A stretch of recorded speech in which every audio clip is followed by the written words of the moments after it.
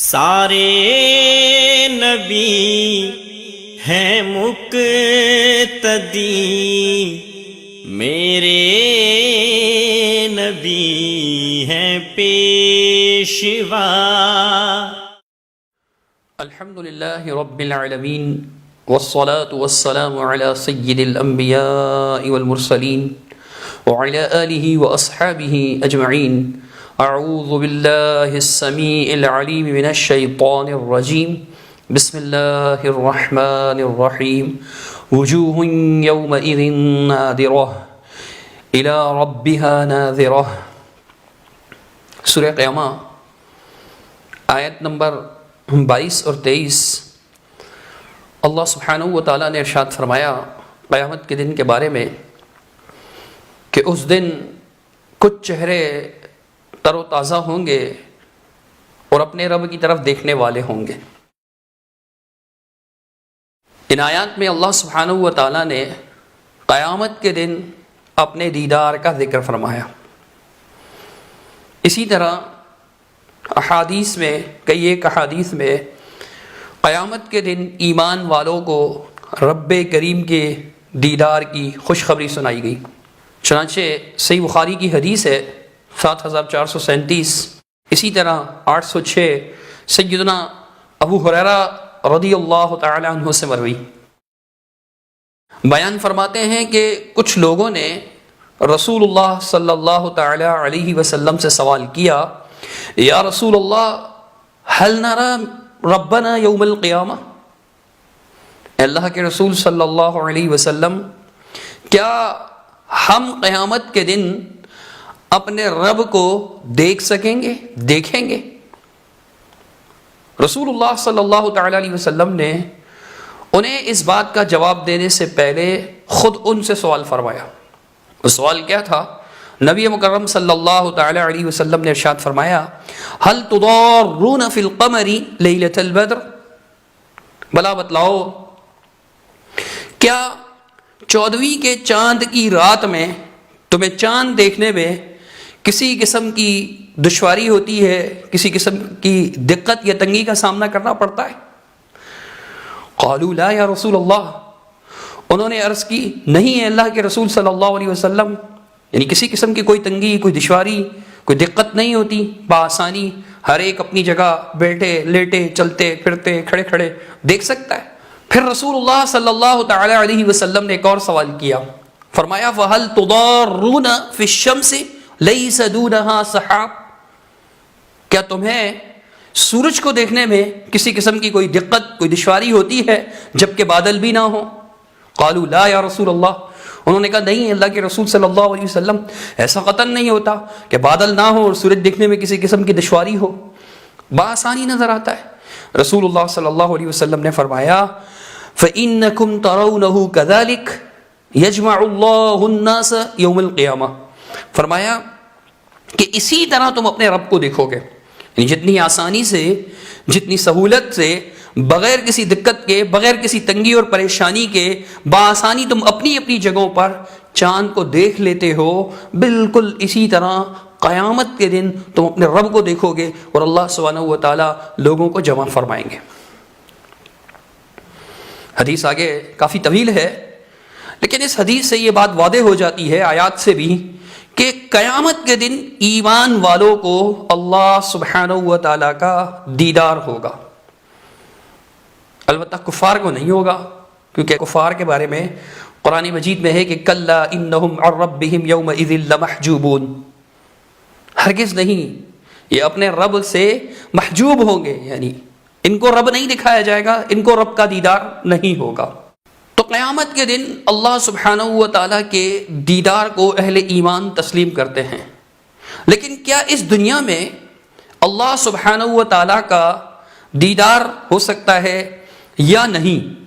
بہت سے لوگوں کا یہ خیال ہے کہ اس دنیا میں بھی بزرگوں کو، صوفیوں کو اللہ نظر آتا ہے، بلکہ وہ اللہ کو دیکھتے رہتے ہیں۔ کئی ایک لوگ ہیں، مثال کے طور پر علماء دیوبند کی معروف شخصیت جو ان کے ہاں شیخ القرآن، شیخ الحدیث اور ماہر مدرس کے نام سے معروف ہیں، مولانا منظور مینگل صاحب۔ آپ نے اپنے دورہ تفسیر کی کلاس میں ایک مقام پر آ کر یہ فرمایا کہ صوفیہ اللہ کو دیکھتے ہیں. مولانا یہ جو گناہ ہوتے ہیں نا، یہ گناہ بادل کی طرح ہے، اور بادل جب ہوں گے تو آسمان اور چاند آپ کو نظر نہیں آئے گا. بادل جب ہٹیں گے آسمان اور چاند جو جتنا بھی صاف ہوتا ہے، اس لیے صوفیہ کو اللہ نظر آتا ہے. کہ سبحان اللہ. آپ نے سماعت فرمایا، منظور بینگل صاحب یہ بات کہہ رہے ہیں کہ جو جتنا صاف ہوتا ہے اسی لیے صوفیہ کو اللہ نظر آتا ہے. یعنی وہ یہ کہنا چاہ رہے ہیں کہ جی جو صاف ہو جاتا ہے نا تو پھر اسے اللہ نظر آتا ہے، کیونکہ صوفیہ صاف ہوتے ہیں اسی لیے صوفیہ کو اللہ نظر آتا ہے. اور اسی بیان میں حضرت آگے چل کر ارشاد فرماتے ہیں، جب یہ گناہ چھٹ جاتے تو براہ راست اللہ کو دیکھا جاتا ہے. حضرت کا کہنا ہے کہ جب یہ گناہ چھٹ جاتے ہیں، گناہ جڑ جاتے ہیں، گناہ ختم ہو جاتے ہیں، یہ گناہوں کی عادت چھوٹ جاتی ہے، جب انسان گناہوں سے مجتنب رہتا ہے، پاک صاف منزہ ہو جاتا ہے، اللہ کی طرف رجوع لایا رہتا ہے، نیکیاں کرتا رہتا ہے، تو پھر براہ راست اللہ نظر آتا ہے. یہ فرمانا چاہ رہے ہیں. حالانکہ ان کی یہ بات نہ صرف یہ کہ قرآن مجید کے خلاف ہے، بلکہ خود انہی کے دیگر فرمودات کے بھی خلاف ہے. کیسے؟ آئیے اب آپ کو دکھاتے ہیں. مولانا صاحب سورۃ البقرہ کی تشریح کرتے ہوئے جب اس آیت پر پہنچے، سورہ بقرہ آیت نمبر 94، قل ان كانت لكم الدار الآخرة عند الله خالصة من دون الناس فتمنوا الموت ان كنتم صادقين ولن يتمنوه ابدا بما قدمت ايديهم والله عليم بالظالمين.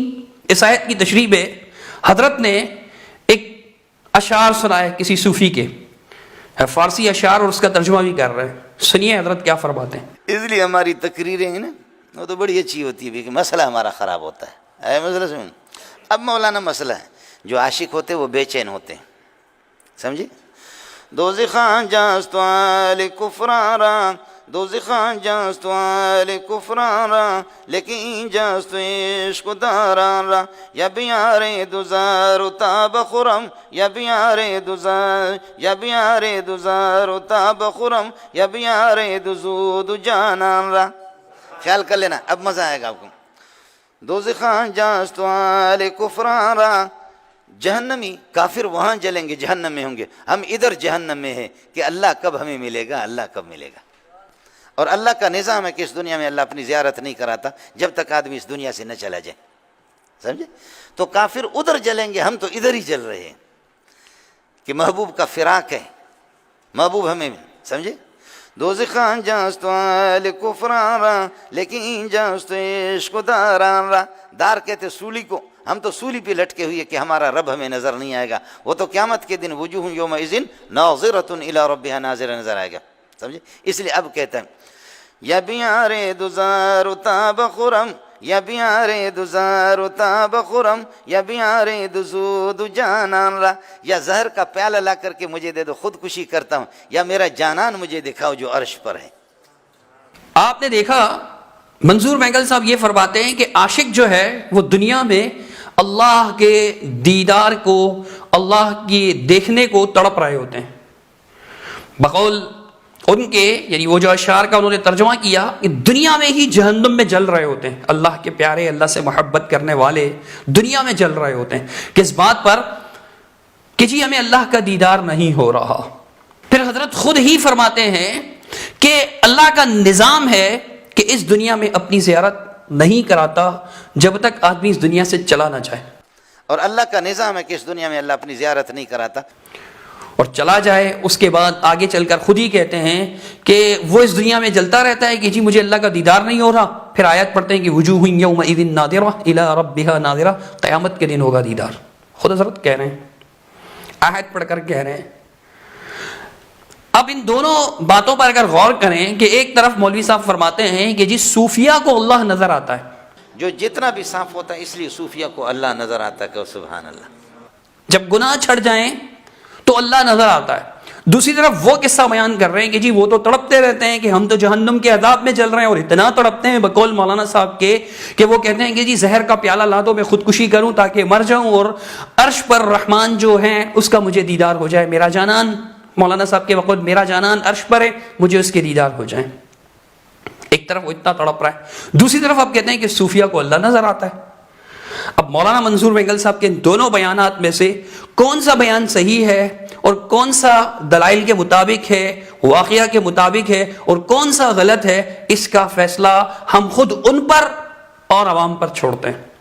تضاد ظاہر ہے، ایک طرف صوفیہ کو اللہ نظر آتا ہے، گناہ چھٹ جائیں تو اللہ نظر آتا ہے، دوسری طرف وہ کہہ رہے ہیں کہ تڑپ رہا ہے، اللہ کا نظام تو یہ کہ دنیا میں اللہ کا دیدار نہیں ہوتا۔ تضاد بالکل ظاہر ہے۔ اب دیکھیے دلائل کی روشنی میں، قرآن کے آیات کی روشنی میں بھی اس بات پر غور کیجئے گا کہ کیا اس دنیا میں اللہ سبحانہ و تعالیٰ کا دیدار ممکن ہے؟ کیا ایسا ہو سکتا ہے کہ قیامت کے دن سے پہلے ایمان والوں کو اس دنیا میں ہی اللہ کا دیدار ہو جائے؟ ہم دیکھتے ہیں کہ قرآن اس کی نفی کرتا ہے، لیکن ہم صرف قرآن نہیں پڑھیں گے، کیونکہ جو چاہنے والے لوگ ہوتے ہیں، عقیدت مند لوگ ہوتے ہیں، پھر ان پر دلائل اثر نہیں کرتے۔ ہم خود ان آیات کی تشریح میں مولانا منظور بینگل صاحب نے جو کچھ فرمایا اسی میں سے کچھ آپ کے سامنے رکھیں گے کہ ان آیات کا واقعی یہی مطلب ہے کہ اس دنیا میں اللہ کا دیدار نہیں ہوتا، کوئی اور نہیں، خود مولانا منظور بینگل صاحب ہی یہ بات بیان فرما چکے۔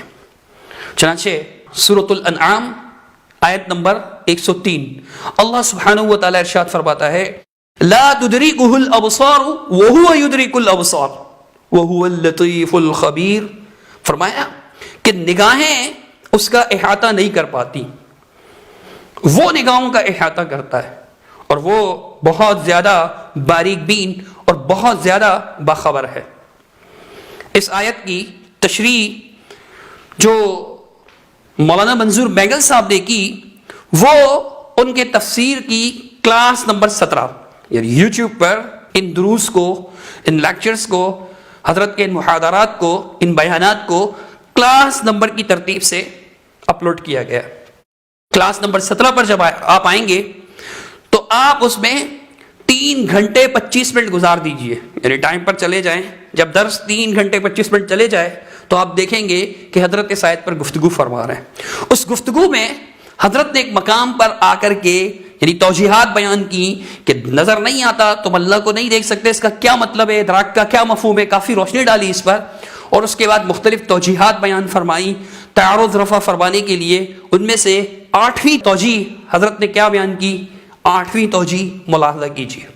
8ویں بات لا تدرک الابصار فی ہذہ الدنیا، لا تدرک الابصار فی ہذہ الدنیا، اس دنیا کے اندر کوئی دیکھ نہیں سکے گا۔ سمجھ رہی ہے کہ نہیں؟ اما النبی صلی اللہ علیہ وسلم فقد رآ ربہ لیلۃ المعراج، آپ نے لیلۃ شب معراج میں آن دنیا آفتاب را نشان دیگر است، وہ دنیا ہی الگ ہے مولانا، اس کو کوئی دنیا نہیں کہے گا۔ دیکھ لیجئے حضرت خود سورۃ الانعام آیت نمبر 103 کی وضاحت کرتے ہوئے، وضاحتی جملہ ایڈ کرتے ہوئے یعنی تفسیری جملہ ساتھ بیان کرتے ہوئے ارشاد فرماتے ہیں کہ لا تدرکہ الابصار فی ہذہ الدنیا۔ آیت کا کیا مطلب بتاتے ہیں؟ کہ اس دنیا میں اللہ کا دیدار نہیں ہو سکتا، اس دنیا میں اللہ کو کوئی نہیں دیکھ سکے گا۔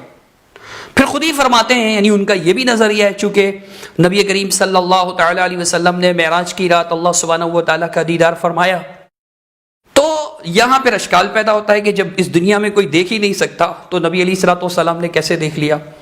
حضرت اس اشکال کو دور فرماتے ہوئے حضرت ارشاد فرماتے ہیں کہ اما النبی صلی اللہ علیہ وسلم رآ ربہ لیلۃ المعراج، رہا وہ معاملہ کہ نبی علیہ الصلوۃ والسلام نے معراج کی رات اللہ تعالیٰ کو دیکھا، تو فرماتے ہیں وہ دنیا ہی الگ ہے، اس کو کون دنیا کہے گا؟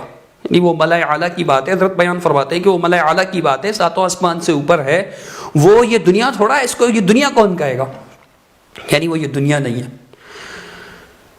اب یہ بحث فی الحال رہنے دیتے ہیں کہ واقعی اللہ سبحانہ و تعالیٰ کو دیکھا یا نہیں دیکھا معراج کی رات، لیکن مولانا کا بہرحال یہی عقیدہ ہے، اور اس عقیدہ کو بیان کرتے ہوئے بھی یہ وضاحت ضروری سمجھی کہ نبی مکرم صلی اللہ علیہ وسلم کا دیکھنا اس دنیا میں نہیں بلکہ اس دنیا کے باہر ملائے اعلیٰ پر ہوا، 7 آسمان سے اوپر ہوا۔ اگر اس دنیا میں اللہ کا دیدار ممکن ہے اور صوفیہ کو ہوتا ہے، صوفیہ براہ راست اللہ کو دیکھتے ہیں، تو پھر نبی علیہ الصلوۃ والسلام اس دنیا میں کیوں نہیں دیکھ سکے؟ جب نبی علیہ الصلوۃ والسلام کی باری آئی تو آپ نے کیوں خاص طور پر وعدے فرمانا ضروری سمجھا کہ جی وہ تو دوسری دنیا کا معاملہ ہے، بلا اعلیٰ کا معاملہ ہے، اور ساتوں آسمان سے اوپر کا معاملہ ہے؟ خدا آپ نے وضاحت فرمائی. تو آپ کی اس وضاحت سے ہی معلوم پڑتا ہے کہ آیت کا مفہوم تو بہرحال یہی ہے کہ اس دنیا میں اللہ کا دیدار نہیں ہو سکتا. اس کے بعد مولانا صاحب نے ایک اور توجیہ بیان فرمائی، وہ توجیہ بھی سن لیجئے کہ حضرت کیا ارشاد فرماتے ہیں. باقی اماں جی فرماتی ہے کہ جو آپ سے یہ کہہ دے کہ محمد نے شب معراج میں اللہ کو دیکھا ہے تو کہتے ہیں کہ اس نے یہ کہ جھوٹ بولا. تو پہلی بات یہ کہ اماں جی کا تفرد ہے، ہماری والدہ کا تفرد ہے حضرت عائشہ کا. دوسرا مسئلہ یہ ہے کہ اماں جی رویت فی دنیا کی نفی کر رہی ہے تو ٹھیک کر رہی ہے، اور ہم اللہ آپ کا بھلا کریے کہ شب معراج میں اس دنیا میں نہیں، ادھر نہیں دیکھا بلکہ آسمان پہ، 7 آسمان پہ گئے، وہاں دیکھا. آپ نے دیکھا حضرت یہاں آ کر کے سیدہ عائشہ صدیقہ رضی اللہ تعالیٰ عنہ کا یہ فرمان کہ جو یہ کہے کہ محمد کریم صلی اللہ تعالیٰ علیہ وسلم نے اللہ تعالیٰ کو دیکھا، اس نے جھوٹ بولا، جیسا کہ صحیح بخاری میں ہے اور صحیح مسلم کتاب الایمان میں حدیث نمبر 177 باب وَلَقَدْ رَآهُ نَزْلَةً أُخْرَى سورۃ النجم کی آیت کا باب قائم کرتے ہوئے اس میں یہ حدیث بیان ہوئی. سیدہ عائشہ صدیقہ رضی اللہ تعالیٰ عنہ کا یہ فرمان نقل ہوا کہ فرماتی ہے من زعم ان محمدا صلی اللہ علیہ وسلم رأى ربہ فقد اعظم علی اللہ الفریہ. جس کا یہ گمان ہے کہ محمد کریم صلی اللہ تعالیٰ علیہ وسلم نے اللہ کو دیکھا، جس کا یہ دعویٰ ہے کہ محمد صلی اللہ تعالیٰ علیہ وسلم نے اللہ کو دیکھا، اس نے اللہ پر بہت بڑا بہتان گڑا. اب اس کا جواب دیتے ہوئے حضرت نے کیا ارشاد فرمایا؟ حضرت نے کہا وہ جو اماں جی فرماتی ہیں حضرت عائشہ صدیقہ رضی اللہ تعالیٰ عنہ، تو بات یہ ہے کہ رؤیت فی دنیا کی نفی کر رہی ہیں تو ٹھیک ہے، اور ہم شب معراج میں اس دنیا میں نہیں، ادھر نہیں دیکھا بلکہ 7 آسمان پر گئے، یعنی 7 آسمان سے اوپر گئے، وہاں دیکھا. دوسرا مسئلہ یہ ہے کہ اماں جی رویت فی دنیا کی نفی کر رہی ہے تو ٹھیک کر رہی ہے، اور ہم اللہ آپ کا بھلا کریے کہ شب معراج میں اس دنیا میں نہیں، ادھر نہیں دیکھا بلکہ آسمان پہ، 7 آسمان پہ گئے، وہاں دیکھا. امی عائشہ صدیقہ رضی اللہ تعالیٰ عنہ کی توجیہ کا بھی حضرت نے یہی جواب سمجھایا کہ جی امی عائشہ جو نفی فرما رہی ہیں وہ اس دنیا کی نفی فرما رہی ہیں، اور ہم جو قائل ہیں تو وہ ہم تو قائل ہیں کہ جی 7 آسمان سے اوپر دیکھا، وہ یہ دنیا نہیں ہے. پھر یہی تشریح لا تدرکہ الابصار وہو یدرک الابصار، اس آیت کا یہی مطلب ہے کہ آنکھیں، نگاہیں اللہ کو نہیں دیکھ پائیں گی، اللہ کا احاطہ نہیں کر پائیں گی. یہی مفہوم ہے کہ اس دنیا میں ممکن نہیں ہے، خود حضرت نے یہ مفہوم بیان کیا. ایک اور توجیہ سنیے، اس میں بھی یہی بات بیان فرما رہے ہیں. اور ایک مسئلہ صاف صاف سی ہے، صاف کہو، یہ کہو کہ آیت مخصوص من الفاظ ہے. بولو، یہ آیت مخصوص من الفاظ ہے، اس لیے کہ احادیث متواتر ہے. ہاں ملنگو، احادیث متواتر ہے، تواتر کے ساتھ ثابت ہے وہ احادیث کہ جس میں اللہ تعالیٰ اور قرآن خود وجوہ یومئذ ناظرۃ الی ربها ناظرہ، قیامت کے دن دیکھیں گے. آپ نے دیکھا حضرت بڑی صاف بیان کرتے ہوئے کہتے ہیں کہ بھئی صاف صاف کہہ دو کہ آیت مخصوص منہ البعض ہے، یعنی اس آیت کی تخصیص ہوئی ہے احادیث متواترہ کے ساتھ، خود قرآن مجید کے ساتھ، کہ قرآن مجید میں اس کی تخصیص ثابت ہے، یعنی کہ بھئی قرآن میں ہے کہ وجوہ یومئذ ناظرہ الی ربها ناظرہ، قیامت کے دن دیکھیں گے. تخصیص اگر ہوئی ہے دلیل سے ہی ہوگی نا تخصیص، بغیر دلیل کے تو تخصیص نہیں ہو سکتی. کسی بھی نص کو خاص نہیں کیا جا سکتا، عمومی جو نص ہے اس کو خاص کسی مورد پر خاص نہیں کیا جا سکتا جب تک کہ تخصیص کی دلیل نہ ہو. ہم قیامت کے دن کے قائل ہیں تو فرماتے ہیں قیامت کے دن کی تخصیص موجود ہے قرآن مجید میں. اب یہاں بھی وہی بات آ گئی کہ دنیا کی نفی ہے، قیامت کے دن کی نفی نہیں ہے. یہ توجیہ حضرت نے یہاں بھی بیان کی. یہ 3 توجیحات آپ کے سامنے ہیں. حضرت نے یہ جو تیسری توجیہ بیان کی، اس سے بھی یہی ثابت ہوتا ہے کہ یہ جو آیت ہے کہ لا تدرکہ الابصار وہو یدرک الابصار وہو اللطیف الخبیر، کہ نگاہیں اسے نہیں پاتی، وہ نگاہوں کو پاتا ہے اور وہ بڑا ہی باخبر اور باریک بھی ہے. تو یہ آیت جو ہے اس دنیا میں اللہ کے دیدار کی نفی پر بالکل نص ہے. خود حضرت کے بیان سے ثابت ہوتا ہے کہ اس آیت کا یہی مطلب ہے کہ اس دنیا میں اللہ کا دیدار نہیں ہو سکتا. اب آگے چلتے ہیں. سورہ اعراف میں اللہ سبحانہ و تعالیٰ نے سیدنا موسیٰ علیہ نبینا علیہ الصلوۃ والسلام کا واقعہ بیان فرمایا، اور اس واقعے میں اسی بات کا ذکر ہے کہ موسیٰ علیہ الصلوۃ والسلام نے اللہ تعالیٰ سے اللہ کے دیدار کی درخواست کی، التماس کی تو اللہ سبحانہ و تعالیٰ نے ان سے کیا ارشاد فرمایا؟ سورۃ الاعراف آیت نمبر 143 اللہ رب العالمین نے فرمایا کہ وَلَمَّا جَاءَ مُوسَى لِمِيقَاتِنَا كَلَّمَهُ رَبُّهُ قَالَ رَبِّ أَرِنِي أَنظُرْ إِلَيْكَ قَالَ لَن تَرَانِي وَلَكِنِ انظُرْ إِلَى الْجَبَلِ فَإِنِ اسْتَقَرَّ مَكَانَهُ فَسَوْفَ تَرَانِي۔ اب دیکھیے حضرت نے اپنے دورہ تفسیر میں جب ان آیات پر گفتگو کی تو کیا ارشاد فرمایا؟ ولما جاء موسیٰ لمیقاتنا، اور وقت مقررہ پر جب موسیٰ علیہ السلام طور تشریف لائے، وکلمہ ربہ، اور اللہ نے آپ سے کلام فرمایا، قال حضرت موسیٰ علیہ السلام نے فرمایا یا ربی ارینی انظر الیک، اللہ مجھے دکھا دے کہ میں آپ کو دیکھ سکوں، یہ جواب امر ہے۔ ارینی ذاتک وجہک، آپ اپنی وجہ مجھے دکھا دیں، انظر الیک الی ذاتک، کہ میں آپ کی ذات کو دیکھ لوں۔ قال لن ترانی، اللہ نے فرمایا کہ آپ مجھے دیکھیں گے نہیں، اور میں آپ کو بتا چکا ہوں کہ لن ترانی، موسیٰ علیہ السلام نے اللہ کی رویت کا سوال کیا، معلوم یہ ہوتا ہے کہ رویت باری تعالیٰ فی ہذہ الدنیا لیست بمحالۃ، یہ محال نہیں ہے، اگر محال ہوتا تو موسیٰ علیہ السلام سوال نہ کرتا، ممکن ہے اس دنیا کے اندر رویت باری تعالیٰ بھی ہو سکتا ہے۔ حضرت کا استدلال یہ ہے کہ جی موسیٰ علیہ السلام نے اللہ سے سوال کیا تو اس سے یہ معلوم ہوتا ہے کہ رویت باری تعالیٰ فی ہذہ الدنیا لیست بمحالہ، محال نہیں ہے۔ محال ہوتا تو حضرت موسیٰ علیہ السلام سوال نہ کرتے، یہ کیسے ہو سکتا ہے ایک نبی اور وہ محال کا سوال کریں؟ یہ اشکال وارد فرمایا، یہ دلیل پیش کی۔ حالانکہ کہا جا سکتا ہے کہ انبیاء علیہ السلام کو اللہ جتنا علم دیتا ہے اتنا ہی وہ جانتے ہیں، کہ اللہ تعالیٰ نے انہیں پہلے بتا دیا تھا کہ اس دنیا میں اللہ کا دیدار نہیں ہو سکتا، جو سوال کرنا ان کی غلطی ہوگی۔ کیا پہلے اللہ تعالیٰ نے انہیں اس بارے میں کچھ بتا دیا تھا؟ اس کی دلیل ہے ہمارے پاس؟ یقیناً نہیں۔ جب انہیں علم نہیں تھا انہوں نے سوال کر دیا، جب سوال کیا تب اللہ نے بتایا کہ یہ اس دنیا میں نہیں ہو سکتا۔ آگے کیا ہوا کہ اللہ سبحانہ و تعالیٰ نے فرمایا کہ آپ اس پہاڑ کی طرف دیکھیے، اگر یہ پہاڑ اپنی جگہ برقرار رہا تو آپ مجھے دیکھ سکیں گے، اگر اپنی جگہ برقرار نہ رہا تو پھر کیا ہوگا؟ مولانا منظور مہگل صاحب سے سن لیجئے۔ تو حضرت نے یہ سوال کیا اور اللہ نے جو جواب دیا کہ لن ترانی، یہ لن ترانی تاکید ہے، یہ لن ترانی یہ تعبید نہیں ہے کہ ناممکن نہیں ہے، لن ترانی ولیکن انظر الی الجبل، لیکن آپ پہاڑ کو دیکھ لو، چونکہ اللہ آپ کا بھلا کرے کیا ہے، یعنی ان دنیا کی ان آنکھوں میں یہ طاقت نہیں ہے، ولیکن انظر الی الجبل، پہاڑ کو دیکھ لو، فإن استقر مکانہ بعد التجلی، تجلی کے بعد اگر پہاڑ اپنی جگہ پر ٹک جائے تو فسوف ترانی، آپ مجھے دیکھ سکیں گے، اور وإن لم یستقر، اور اگر پہاڑ نہ ٹھہرے فلا ترانی، پھر آپ دیکھ نہیں سکیں گے۔ آپ نے سنا حضرت تشریح کرتے فرماتے ہیں لیکن آپ پہاڑ کو دیکھ لو، فإن استقر مکانہ فسوف ترانی، اگر تجلی کے بعد پہاڑ اپنی جگہ پہ ٹک جائے تو آپ مجھے دیکھ سکیں گے۔ پھر آگے تشریح کرتے ہوئے، قرآن میں یہ الفاظ نہیں ہے اور نہ مولانا نے قرآن کی طرف منسوب کیا، بلکہ وہ تشریح کر رہے ہیں عربی زبان میں، اور تشریح کرتے ہوئے فرماتے ہیں وإن لم یستقر، اور اگر پہاڑ نہ ٹھہرے پھر آپ نہیں دیکھ سکیں گے، پہاڑ نہ ٹھہرے تو آپ نہیں دیکھ سکیں گے۔ یعنی اللہ سبحانہ و تعالیٰ نے اپنے دیدار کو یہاں پر یہ فرمایا کہ اگر پہاڑ اپنی جگہ ٹھہرا تو آپ مجھے دیکھ سکو گے۔ اب خود غور فرمائے کہ کیا پہاڑ اپنی جگہ پر ٹھہرا رہا؟ نہیں نا، یقیناً نہیں ٹھہرا۔ یہاں بھی آپ کو معلوم ہونا چاہیے، ایک تو موسیٰ کا سوال کرنا کہ اللہ مجھے دکھا دو، یہ بھی ممکن تھا تبھی تو پوچھا۔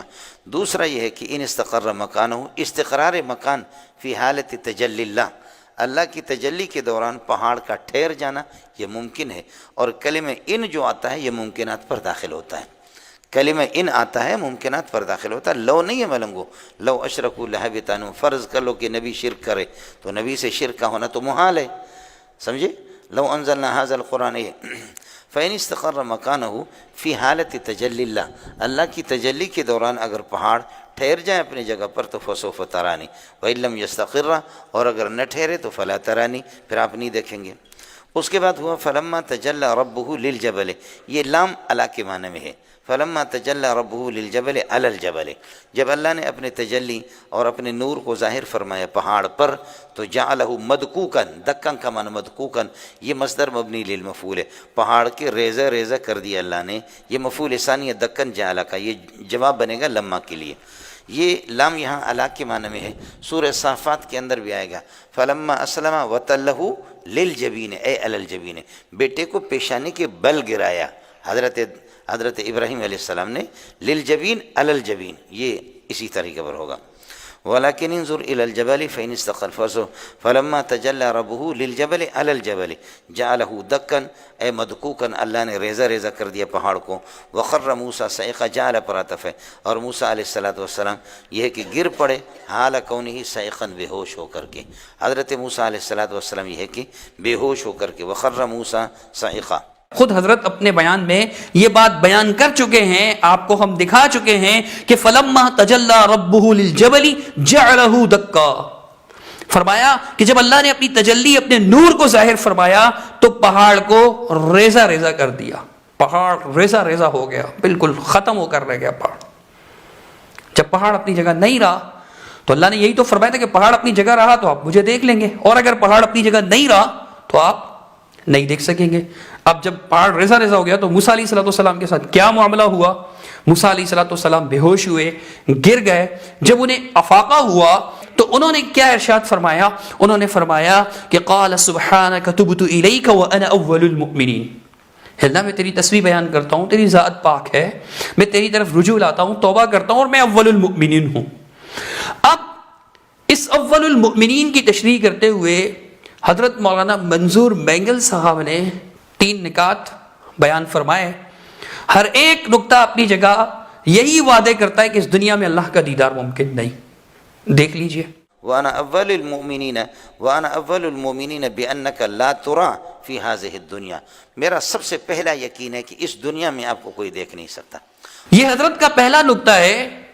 تشریح کرتے ہیں کہ وَأَنَا أَوَّلُ الْمُؤْمِنِينَ کا مطلب کیا ہوگا کہ بِأَنَّكَ لَا تُرَى فِي هَذِهِ الدُّنْيَا، یعنی میں سب سے پہلے اس بات پر یقین ہے میرا کہ اس دنیا میں آپ کو کوئی نہیں دیکھ سکتا. یہ ایک نقطہ ہوا حضرت ہی کی زبانی. دوسرا نقطہ سماعت فرمائیے کہ حضرت کیا ارشاد فرماتے ہیں. وانا اول المصدقین، میں تصدیق کرنے والوں میں سے پہلا ہوں کہ اس بات کی تصدیق کرتا ہوں بانک لا ترى ولا تنظر فی هذه الدنیا، اس دنیا کے اندر آپ کو دیکھا نہیں جا سکتا، اس میں سب سے پہلے. انا اول المؤمنین من بنی اسرائیل، بنی اسرائیل میں سب سے پہلے جو یہاں جو میری امت ہے ان سب سے پہلے یہ ہے کہ میں تصدیق کر رہا ہوں. انا اول المصدقین، میں تصدیق کرتا ہوں کہ واقعی اس دنیا کے اندر آپ کو دیکھا نہیں جاتا. اب یہاں حضرت نے دوسرا نقطہ یہ بیان کیا کہ وَأَنَا أَوَّلُ الْمُصَدِّقِينَ، میں تصدیق کرنے والوں میں سے پہلا ہوں، اس بات کی تصدیق کرتا ہوں بِأَنَّكَ لَا تُرَى وَلَا تُنظَرُ فِي هَذِهِ الدُّنْيَا، سب سے پہلے تصدیق کرنے والا ہوں کہ تجھے اس دنیا میں نہیں دیکھا جا سکتا، تیرے نظارے نہیں ہو سکتے، تیرا دیدار نہیں ہو سکتا. خود حضرت بیان فرما رہے فی هذه الدنیا. معلوم ہوا کہ سورۃ الاعراف کی آیت نمبر 143 اس بات کی نفی کرتی ہے کہ اس دنیا میں اللہ کا دیدار نہیں ہو سکتا. حضرت کا تیسرا نقطہ بھی قابل غور ہے، سماعت فرمائیے. یا انا اول المؤمنین بانک لا ترى وهذا الجسد لا يراك، یہ جسم آپ کو، دنیا والا جسم آپ کو دیکھ نہیں سکتا. تو اشکال ختم ہو گیا. رسول پاک نے عالم آخرت کے اندر وہ ملائے اعلیٰ میں دیکھا، وہ دنیا ہی الگ ہے. دیکھیے کیسے اس نقطے میں صاف طور پر کہہ رہے ہیں کہ انا اول المؤمنین بانک لا ترى وهذا الجسد لا يراك، میں سب سے پہلے اس بات پر یقین کرنے والا ہوں کہ تجھے نہیں دیکھا جا سکتا اور یہ جسم تجھے نہیں دیکھ سکتا. تو حضرت فرماتے ہیں اشکال ختم ہو گیا. رسول پاک نے ملائے اعلیٰ میں دیکھا، وہ دنیا ہی الگ ہے. ہم عرض کرتے ہیں کہ ان آیات سے، سورۃ الانعام اور سورۃ الاعراف کی آیات سے یہی ثابت ہوتا ہے کہ اس دنیا میں اللہ کا دیدار نہیں ہو سکتا. اور تشریحات میں اپنی طرف سے کچھ کہنے کے بجائے مولانا منظور مینگل صاحب کے اپنے فرمودات آپ کے سامنے رکھے کہ جن میں وہ وعدے کر رہے ہیں کہ ان آیات کا یہی مطلب ہے کہ اس دنیا میں اللہ کا دیدار نہیں ہو سکتا. لیکن دوسری طرف وہ یہ بھی کہتے ہیں کہ ہو سکتا ہے. خود سورۃ الاعراف کی تشریح میں، یعنی سورۃ الاعراف کی تشریح کرتے ہوئے بھی، سورۃ الاعراف کے اس آیت کی تشریح کرتے ہوئے بھی حضرت نے کہا محال نہیں ہے اس دنیا میں اللہ کا دیدار ہو سکتا ہے. پھر بعد میں خود اتنے سارے نکات بیان فرمائے کہ نہیں جی نہیں ہو سکتا، اس دنیا میں نہیں ہو سکتا. اب وہ جو ایک بار کہا ہے ممکن ہے سبقت لسانی سے کہا ہو، ممکن ہے عدم توجہی سے کہا ہو کہ حضرت توجہ نہیں ہوگی حضرت کی، ممکن ہے یاد نہ رہا ہو. اگر یاد رہا پھر تو کھلا تضاد ہے، کھلا تعارض ہے، کھلا تناقض ہے. رب کے علاوہ کسی کے بھی کلام میں تعارض ہو سکتا ہے. اللہ سبحانہ و تعالیٰ کی وحی ہے جو تعارض سے محفوظ ہے. باقی جو علماء کرام ہیں بے دہانی میں، غلطی سے، جانتے بوجھتے نہیں، انجانے میں تعارض، تناقض، تضاد ان کے کلام میں واقع ہو سکتا ہے۔ تعارض تو بہرحال واقع ہے کہ ایک ہی آیت پڑھ رہے ہیں، اسی آیت میں کہتے ہیں کہ جی اس دنیا میں ممکن ہے، پھر اتنے سارے نکات بیان فرما کر یہ کہتے ہیں کہ اس دنیا میں اللہ کا دیدار نہیں ہو سکتا۔ غالب تو یہی ہے، یعنی اکثر بار تو یہی بات کہی کہ اس دنیا میں اللہ کا دیدار نہیں ہو سکتا۔ اب حضرت نے جو فرمایا کہ جب گناہ چھٹ جاتے ہیں تو اللہ نظر آتا ہے، سوال یہ پیدا ہوتا ہے کہ موسیٰ علیہ السلام تو نبی تھے، اور انبیاء علیہ السلام ہمارا اس پر اتفاق ہے کہ معصوم ہوتے ہیں، خدا بیان بھی فرماتے ہیں، بالکل یقینی بات ہے، ان سے کوئی گناہ نہیں ہوا، وہ معصوم عن الخطا تھے، وہ گناہ گار نہیں تھے، وہ اللہ تعالیٰ کے نیک بندے، منتخب بندے، چنیدہ بندے، اللہ رب العالمین کے نبی اور رسول تھے۔ تو اگر گناہوں کے چھٹنے سے اللہ نظر آتا ہے تو ان کے تو گناہ ہی نہیں تھے، پھر انہیں اللہ کیوں نظر نہیں آیا؟ اگر نظر آ رہا تھا تو پھر مطالبہ کیوں کیا؟ اور مطالبے پہ بھی اللہ نے نہیں دکھایا جب اپنے نبی کو، تو یہ صوفی اولیاء یہ مطلب کیا انبیاء سے بھی بڑھ کر ہیں جو انہیں براہ راست اللہ نظر آتا ہے؟ اگر براہ راست اللہ نظر آتا ہے تو او من ورائی حجاب، یعنی اللہ کے جب کلام کا ذکر آتا ہے کہ کسی بشر کے لیے ممکن نہیں کہ وہ اللہ سے کلام کر سکے مگر یہ کہ وہ وحی کی صورت میں ہو یا اس صورت میں ہو کہ اللہ تعالیٰ اپنا کوئی فرشتہ بھیج دے، یا پھر حجاب کے پیچھے سے۔ بغیر حجاب کے تو اللہ تعالیٰ بات ہی نہیں کرتا، بغیر حجاب کے اللہ کا دیدار قیامت میں نہیں، اس دنیا میں کیسے ہوگا؟ حضرت صوفیہ براہ راست کیسے اللہ کو دیکھتے ہیں؟ معراج میں رسول اللہ صلی اللہ علیہ وسلم گئے تو وہاں دیکھا، اس دنیا میں محمد کریم نہیں دیکھ سکے، بقول آپ کے، خود آپ بھی اس بات کو بیان فرماتے ہیں، تو پھر دنیا میں یہ صوفیہ کیسے دیکھ رہے ہیں؟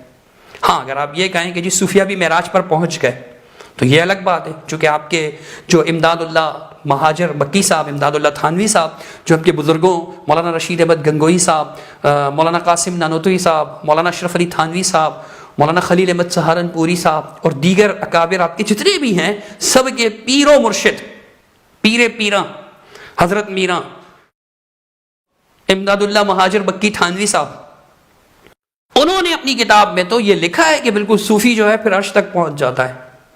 پڑھنے کا وقت کم ہے، ہم اسکین لگا دیں گے، آپ پوری بات خود ہی پڑھ لیجئے گا، وہ صوفی کو عرش تک پہنچا ہی دیتے ہیں۔ اب صوفیہ بھی اگر عرش پر جا کے اللہ سبحانہ وتعالیٰ کو دیکھتے ہیں تو نعوذ باللہ یہ ایک الگ بات ہے، بہرحال اس کی کوئی دلیل نہیں ہے، قرآن و سنت سے یہ بات ثابت نہیں ہے، آیات سے نفی ہوتی ہے، خود مولانا منظور میگل صاحب کے بیانات سے واضح ہے۔ اللہ تعالیٰ ہمیں ضد، تعصب، ہٹ درمی، جانبداری چھوڑ کر حق اور انصاف اور دلائل پر عمل کرنے کی توفیق عطا فرمائے۔ اقول قولی ھذا استغفر اللہ۔ سن ہمارے مولا، سن ہمارے داتا، ہم فقیر تیرے، تو ہے شہنشاہ۔